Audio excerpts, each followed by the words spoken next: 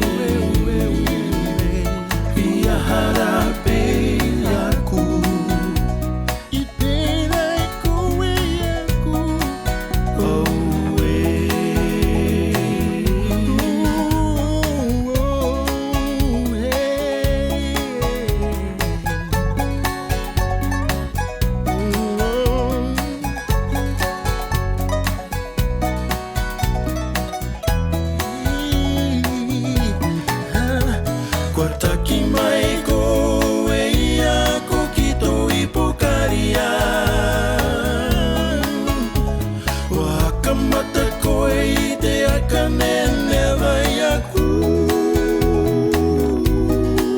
away ia harake atu ipera koe aku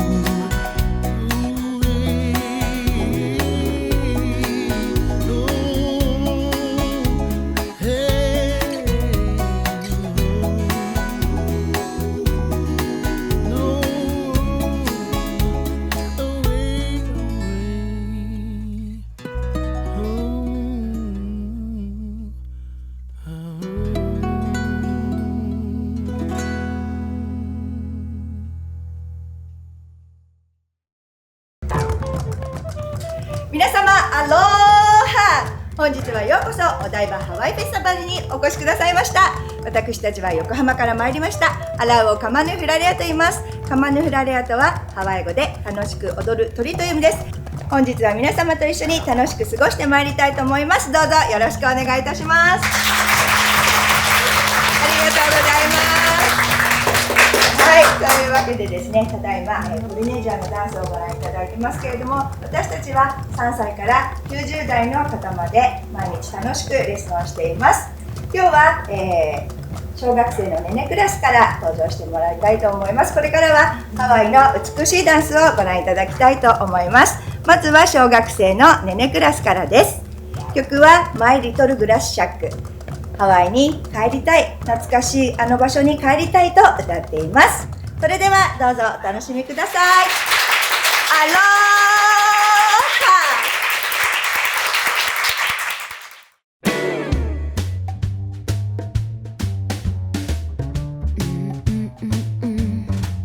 I wanna go back to my little grass shack in Kealakekua, Hawaii.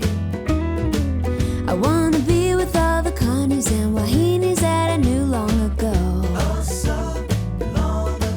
I can hear old guitars are playing on the beach at Honey now. I can hear the violin saying, Koma manuka ua ika alawalika. How it won't be long till my ship will be sailing back to Kona. A grand old place that's always fair to see. I'm just a little lonely for a Hawaiian boy. I wanna go back to my fishing port. I wanna go back to my little grass shack in Kealakekua, Hawaii, where the huma huma nuka nuka apawa'a go swimming by. Where the huma huma nuka nuka apawa'a go swimming by. Where the huma huma nuka nuka apawa'a go swimming by.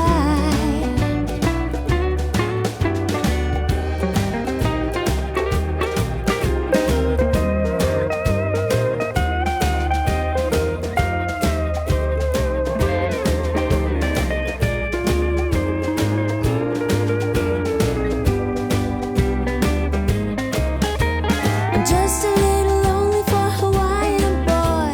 I wanna go back to my fish and port. I wanna go back to my little grass shack in Kealakekua, Hawaii,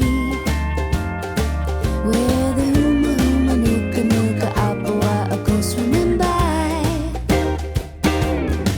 Where the huma huma nuka nuka apawa'a go swimming by. Where the huma huma nuka nuka apawa'a go swimming by.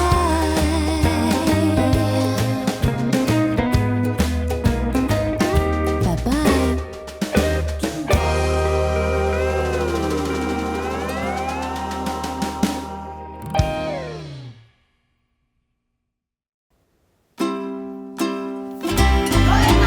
Noi noi hoi hoi kukumaka Kapua loke lau te aloha Hawaii nili nili pili kapali Puhuma mai mai nui kamanani Noi noi hoi hoi kukumaka Kapua loke lau te aloha Hawaii nili nili pili kapali Puhuma mai mai nui kamanani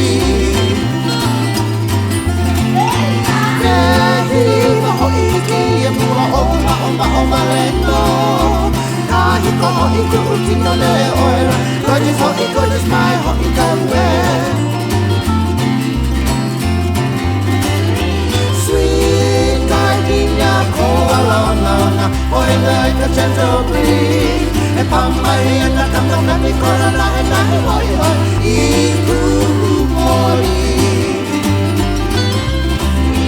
Sweet gardenia ko'alona Oi like a gentle breeze E pamai e na kamanani korana e nahi hoi hoi I ku'umori Kehi ho'i ki a pua o maleno Kahi ko ho'i ku'ukino me oila Gorgeous ho'i, gorgeous mai ho'i kaue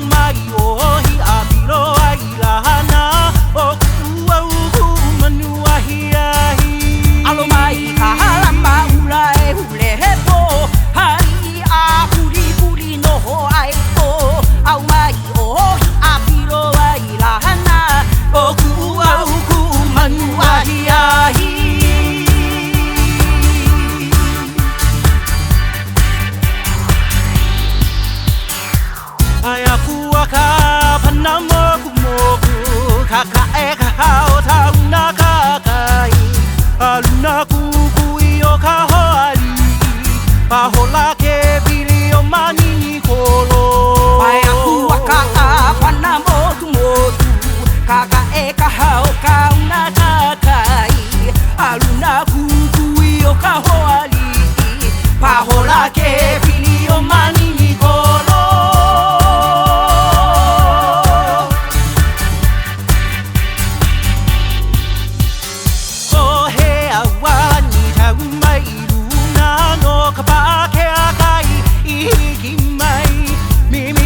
Mana oya kami lolo holoa laia e ia tula o makakilo ia oh he awani kau mai na no te pa ke akai ki mai mimi lo kamana oya kami lolo hoa laia e ia tula o makakilo ia